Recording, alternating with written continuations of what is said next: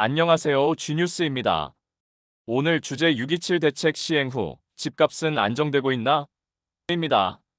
오늘은 2025년 6월 27일 발표된 주택담보대출 규제 대책, 일명 6.27 대책이 실제 시장에 어떤 영향을 미치고 있는지 살펴보겠습니다.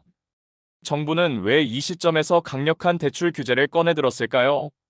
그리고 그 효과는 지금 어떻게 나타나고 있을까요? 먼저 6.27 대책의 핵심 내용을 간단히 정리해 보겠습니다.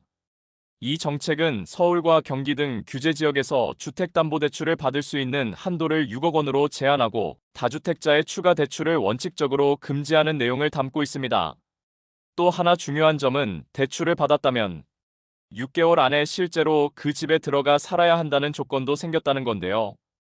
이런 조건은 투기 목적의 구매를 억제하고 실수요자 중심의 시장으로 만들겠다는 정부의 의지가 반영된 조치로 볼 수 있습니다. 이제 시장의 반응을 살펴보겠습니다. 대책이 시행된 직후 서울 아파트 거래량은 무려 85% 이상 감소했습니다.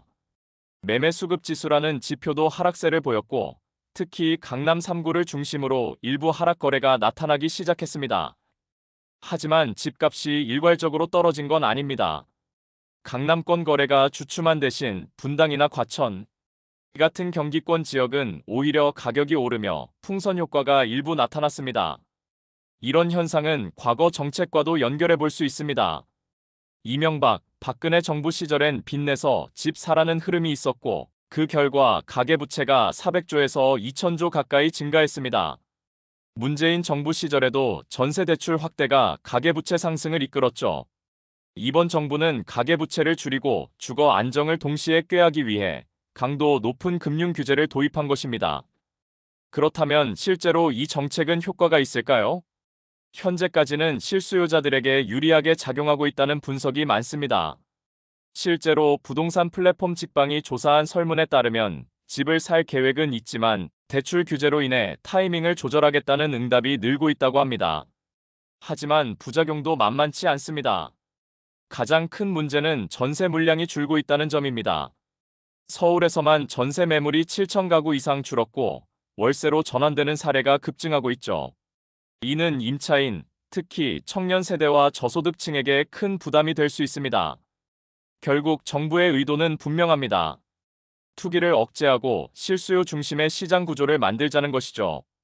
그러나 시장이 이를 긍정적으로 받아들이려면 공급 확대, 임대차 제도 개편 등 추가적인 정책적 보완이 반드시 필요합니다. 지금은 규제가 시장의 방향을 틀 수 있는 중요한 분기점입니다. 거래는 줄었고 가격은 안정되었지만 한편에선 또 다른 불균형이 생기고 있습니다. 여러분은 어떻게 보시나요? 이런 규제가 집값을 안정시킬 수 있을까요? 아니면 또 다른 부작용만 나을까요? 여러분의 생각을 댓글로 남겨주시고 좋아요와 구독으로 함께해주세요. 지금까지 시청해주셔서 감사합니다.